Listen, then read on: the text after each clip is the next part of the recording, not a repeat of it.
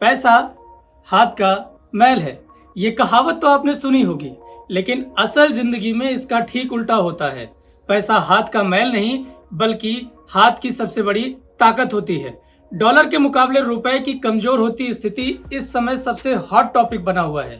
जब बीजेपी विपक्ष में थी, तब वो सत्ताधारी पार्टी यानी कांग्रेस पर रुपए के कमजोर होने का ठीकरा फोड़ती थी। जिस प्रकार से डॉलर मजबूत होता जा रहा है, रुपया कमजोर होता जा रहा है, विश्व व्यापार में भारत टिक नहीं पाएगा। हमारे व्यापारी जो माल बाहर भेजते हैं, हमारे व्यापारी जो माल बाहर चलाते हैं, इस बोझ को सह नहीं पाएंगे। और दिल्ली की सरकार जवाब नहीं दे रही है। देश जानना चाहता है प्रधानमंत्री जी। लेकिन मौजूदा समय में सत्ता में होने के चलते बीजेपी को इस विरोध का सामना करना पड़ रहा है। आप भी रुपए की लगातार कमजोर होती स्थिति के बारे में सुनते आ रहे हैं, तो चलिए आज हम आपको समझाते हैं कि रुपया डॉलर या किसी और करेंसी के मुकाबले कमजोर या मजबूत कैसे होता है।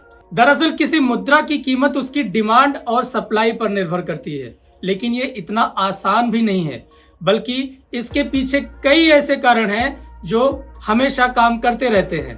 पहला कारण है कि डॉलर की भारतीय बाजार में आपूर्ति कैसे होती है। दरअसल एफडीआई, एफपीआई और एक्सपोर्ट से डॉलर की भारतीय बाजार में आपूर्ति की जाती है, जो भारत के फॉरेन एक्सचेंज मार्केट में पहुंचता है, जहां इसका रेगुलेशन आरबीआई द्वारा किया जाता है।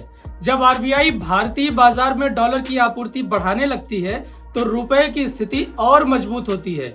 लेकिन जब कभी भी आरबीआई फॉरेन एक्सचेंज मार्केट से डॉलर को वापस लेना शुरू करती है, तो बाजार में डॉलर की आपूर्ति कम हो जाती है, जिससे डॉलर की कीमत में उछाल और रुपए की कीमत में गिरावट आती है। तो यहाँ सवाल खड़ा होता है कि आरबीआई फिर रुपए की स्थिति को मजबूत करने के लिए ऐसा क्यों नहीं करती। दरअसल ये सब खेल एक्सपोर्ट और इंपोर्ट के मद्देनजर होता है। अगर रुपए की स्थिति मजबूत होती है, तो इसका भारतीय एक्सपोर्ट पर नेगेटिव इफेक्ट पड़ेगा, क्योंकि विदेशी खरीदार को वही सामान भारतीय बाजार में महंगी कीमत में मिलना शुरू होगा, जो पहले सस्ता हुआ करता था।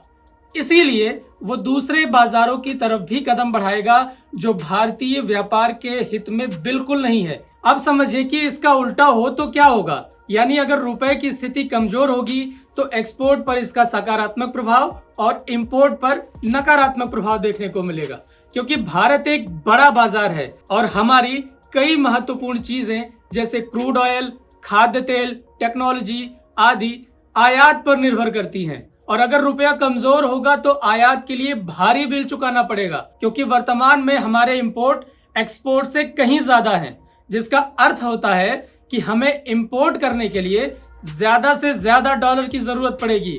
यहाँ अब आपको ऊपर कही गई बात आसानी से समझ में आ रही होगी कि डिमांड और सप्लाई से कैसे मुद्रा की कीमत में उतार और चढ़ाव होता है। अंतर्राष्ट्रीय बाजार में क्रूड ऑयल, खाद्य तेल और अन्य चीजों की कीमतों में हाल के समय में भारी इजाफा हुआ है। अचानक हुए इस इजाफे में रूस और यूक्रेन के बीच महीनों से चल रहा युद्ध भी एक महत्वपूर्ण कारण है, जिसके चलते 2-3 महीने पहले जो कच्चा तेल लगभग 70 से 80 डॉलर प्रति बैरल हुआ करता था, वो आज बढ़कर 110 डॉलर प्रति बैरल तक पहुंच गया है। यानी आयात बिल 1.5 गुना हो गया है। अब इस बिल को चुकाने के लिए सरकार को ज्यादा डॉलर खर्च करने पड़ रहे हैं, अतः बाजार में डॉलर की कमी हो रही है, जिससे इंपोर्टर्स को डॉलर की भारी कीमत चुकानी पड़ रही है।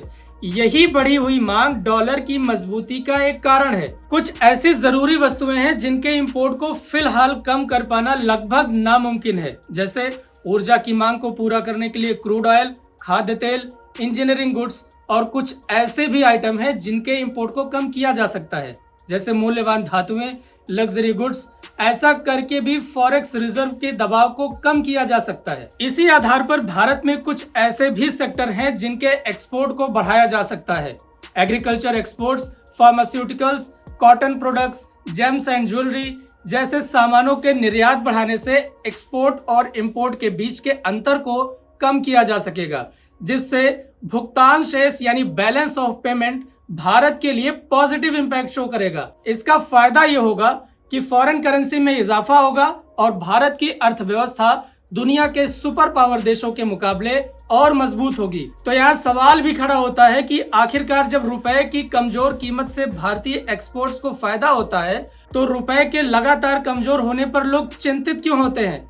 दरअसल थोड़े समय के लिए स्थिति अच्छी हो सकती है, लेकिन लंबे वक्त के लिए भारतीय मुद्रा को विश्व की कई और मुद्राओं के समान एक हार्ड करेंसी बनना होगा, जिससे अंतरराष्ट्रीय बाजार का भारतीय मुद्रा पर विश्वास और मजबूत हो सके। इसके अलावा रुपए के लगातार गिरने का एक दूसरा कारण ये भी है कि यूएस फेडरल रिजर्व द्वारा ब्याज दरों में बढ़ोतरी करने से भारतीय बाजार के एफपीआई निवेशक लगातार अपना निवेश भारतीय बाजार से निकाल रहे हैं, जो डॉलर के रूप में बाहर जा रहा है। ये भी भारतीय बाजार में डॉलर की आपूर्ति को बाधित करता है, जो अंततः रुपए की गिरावट का एक बड़ा कारण बनता है। अर्थव्यवस्था के लिहाज से यही वो असली कारण है जिसके चलते डॉलर के मुकाबले रुपए की कीमत तय की जाती है। नेता नगरी में कोई कितना भी दावा कर ले कि रुपए की गिरती कीमत के पीछे ये सरकार जिम्मेदार है, तो इसे पूरी तरीके से सही नहीं ठहराया जा सकता, क्योंकि किसी देश की अर्थव्यवस्था को चलाने के लिए देश और दुनिया में चल रही प्रत्यक्ष और परोक्ष रूप में कई चुनौतियों का सामना करना पड़ता है। हम आशा करते हैं कि आप समझ गए होंगे कि डॉलर के मुकाबले रुपए की कीमत असलियत में कैसे तय की जाती है। इस तरह की और भी वीडियो को देखने के लिए विजिट करिए abplive.com पर।